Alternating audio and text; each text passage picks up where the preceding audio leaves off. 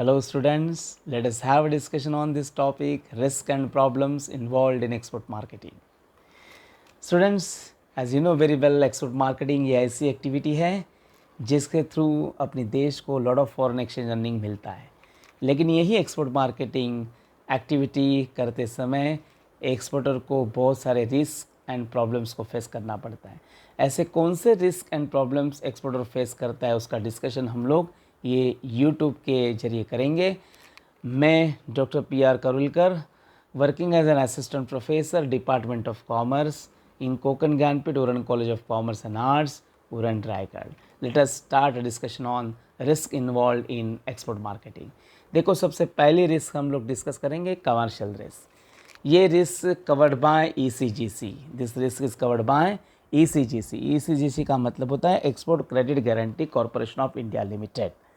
ये रिस्क जो खड़ी होती है, कभी कभी इंपोर्टर जो पेमेंट में डिफ़ॉल्ट करता है तब ये रिस्क खड़ी हो जाती है।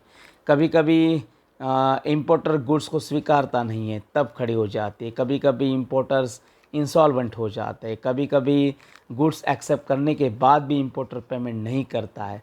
So this all risk are nothing but the commercial risk. Next is political risk. Political risk ऐसी रिस्क है जब देश में खड़ी हो जाती है पॉलिटिकल डिस्टर्बेंस से। Then suppose sometimes the civil wars take place in between two country, that is also one of the reason of political risk. ये रिस्क भी ECGC से कवर हो जाती है, export credit guarantee corporation of India limited से cover हो जाती है। ये रिस्क में कभी कभी बायर्स गवर्नमेंट है वो रिस्ट्रिक्शंस लगाता है। कभी कभी इंपोर्ट लाइसेंस भी कैंसिल किए जाते, एक्सपोर्ट लाइसेंस भी कैंसिल किए जाते, and any other laws that occurs outside India not covered by the insurance company, ये सब रिस्क है, पॉलिटिकल रिस्क कही जाती है। Next is cargo risk. You know, while transporting that goods by marine transport or sea export cargo, then different types of risk can be raised. कभी theft, storm lightning, leakage, explosion, spoilage, attack by sea pirates, ये सब risk cargo risk कहा जाता है। ये cargo risk can be avoided by marine insurance policy. Even some basic principles of marine insurance are also applicable for insurance coverage of air cargo. Next is legal risk. Legal risk यानी कि legal complication. कभी कभी legal complications बढ़ जाते हैं। कोई देश ऐसे है कि जो देश में बहुत ही कायदे कानून बहुत स्ट्रिक्ट रहते हैं। In some countries laws are complex, laws are crucial, as well as they are very harsh or hard. So that creates a problem in dealing in the export market or in international market. ऐसे भी कोई देश है कि जिसमें laws बहुत lenient रहते, तो वो देश में जो लॉज लीनियंट है वो देश में एक्सपोर्ट व्यवहार करना बहुत ही ईजी हो जाता है। Next is exchange rate risk. जब एक्सचेंज रेट फ्लक्चुएट हो जाएगा तो that also affect on the export business और एक्सपोर्ट ट्रेड, ताकि एक्सपोर्ट को कभी भी लॉस भी सफ़र करना पड़ता है। Exporter has to suffer some type loss if there is that is what fluctuation in the exchange rate. Next is credit risk, that also can arise due to credit facilities given to importers. यदि वो credit facility उसको दी गई और उसका credit worthiness अच्छा नहीं है position, तो डेफिनेटली एक्सपोर्टर को पेमेंट नहीं जल्दी मिलेगा, and that also creates a problem. So credit risk is also one of the problem. Next is natural calamities. वो कभी भी आ सकती है. फ्लड है, अर्थक्वेक है, सुनामी है, वो कहाँ नहीं जा सकता. जो देश में सुनामी आई, फ्लड आई, अर्थक्वेक आया, वहाँ का ट्रेड और बिजनेस एक्टिविटी डिस्टर्ब हो गया. ये था risk involve in export marketing. अभी हम डिस्कस करेंगे problems of India's export sector. There are different problems, various problems that Indians export sector face और Indian exporters face. Will see one by one. पहला देखेंगे हम लोग ट्रेड बैरियर्स. बैरियर्स यानी कि रिस्ट्रिक्शंस. ओके, ऐसे कोई रिस्ट्रिक्शंस हैं tariff and non-tariff. There are two types of barriers, tariff and non-tariff, that creates a problem in free movement of goods from one place to another place or from one country to another country. tariff barriers ऐसे barriers की जो duties and taxes के form में collect किए जाते हैं. लगाए जाते।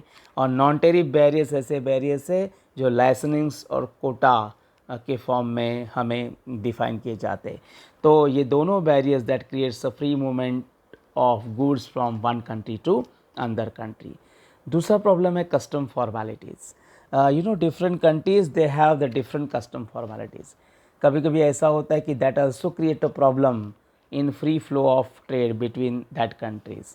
तो वो फॉर्मेलिटीज़ कभी बहुत क्लिष्ट हो जाती है, कॉम्प्लेक्स होती है, कभी टाइम कंज्यूमिंग होती है, कभी बहुत लेंदी होती है। तो इसी वजह से ये प्रॉब्लम एक्सपोर्टर को खड़ा रहता है। Exporter can not have a smooth trade in that countries in that international market if there are lot of custom formalities. Next, three phase competition. देखो एक्सपोर्ट मार्केटिंग में और इंटरनेशनल मार्केटिंग में तीन प्रकार की कंपटीशन रहती है। Very stiff competition is there. एक तो कंपटीशन रहती है exporters from his own country, खुद के कंट्री से एक्सपोर्टर्स से कंपटीशन है।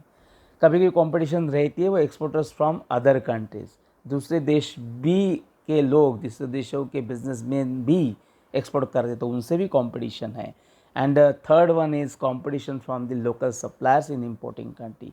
जो देश में आप एक्सपोर्ट करते हैं वही एक्सपोर्टिंग जो इम्पोर्टिंग कंट्री है वो इम्पोर्टिंग कंट्री के जो लोकल सप्लायर्स है उनसे भी कंपटीशन आपको फेस करना पड़ता है। So such a three face competition that exporter face.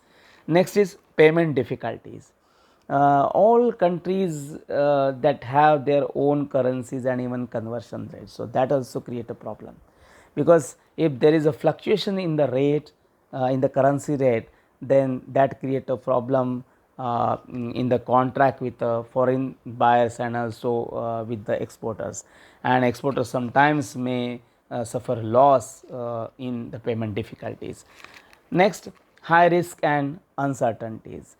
In international trade, there are many risks that exporter has to face, maybe political, commercial, and several. So this risk and uncertainties create a problem for the exporter to have a smooth trade at the international market.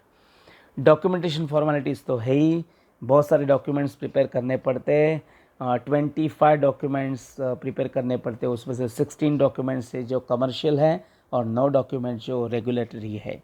तो ये documents that creates a problem for the exporter to that complete this all formalities in time. Next, diverse language, customs and traditions.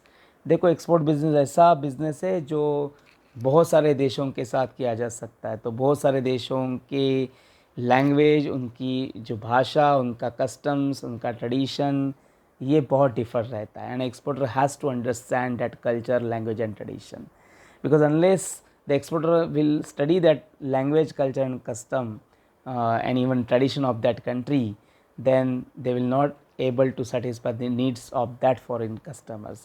So it is also creating problem for the exporter to have a smooth trade amongst countries. Next है long distance. कभी distance long हो जाए because world wide trade आपको करना है, आपका export business बहुत spread करना है, और यदि लॉन्ग डिस्टेंस कंट्री के साथ आप व्यवहार रखना चाहते हो तो डेफिनेटली ट्रांसपोर्ट का प्रॉब्लम बहुत आता है। Uncertainties of transport that create a problem, even custom formalities and lot of constraints that may take place, even lengthy and time consuming export activity, and this all create a problem for Indian exporters. Next, it's recession in world market. कभी कभी world market में recession आ जाता है और फिर exporter को loss होने के चांसेस यहाँ पे बहुत ज़्यादा है, because exporter there quote low prices and then ultimately it leads to earn low profit and even suffer losses sometimes. So that is the recession is a big problem in front of India's export sector. Next is competition from China. As you know, China, we are having very stiff competition with China. So definitely because India, if you compare the India and China, China's goods are very cheap in prices. So definitely all over the world market China's goods are accepted, and in compared to India, India sells that goods at very high prices. So that is what the steep competition between this developing country China and India. So there is steep competition from China. Next is problems of product quality and standards. If you compare the standards of our product with the developed countries' product, then there is definitely a difference, because the developed countries have a high infrastructure, they have the highest sophisticated quality of machines, so they are able to produce the high quality of goods. But if you compare India, then India we have lack of this technological skill, we have lack of the sophisticated machines, and that creates a problem of quality of goods. We are not able to supply or satisfy the quality of goods and the demands of that foreign customers. So that is, or their standards, their level of standards in the international market. So that is the big problem in front of Indian exports. Then foreign exchange regulation. This is also one of the important point, because various foreign exchange regulations that are imposed in export marketing. India में देखा जाएगा तो Indian जो है exporters जो है, exporters have to give a declaration form, that is GR, to Reserve Bank of India, and then the payment will be realized, the value of export will be realized within a period of 180 days. So this is also one of the problem, that getting payment so delay in the process of this what foreign exchange regulation. So this is one of the problem that Indian exporter face. So I think आपको ये video ज़रूर पसंद आई होगी. आपको ये video पसंद आई तो आप ज़रूर उसको लाइक कीजिए, शेयर कीजिए, कमेंट्स कीजिए और सब्सक्राइब भी कीजिए. सब्सक्राइब करना ना भूलिए. So thank you very much. Thank you once again.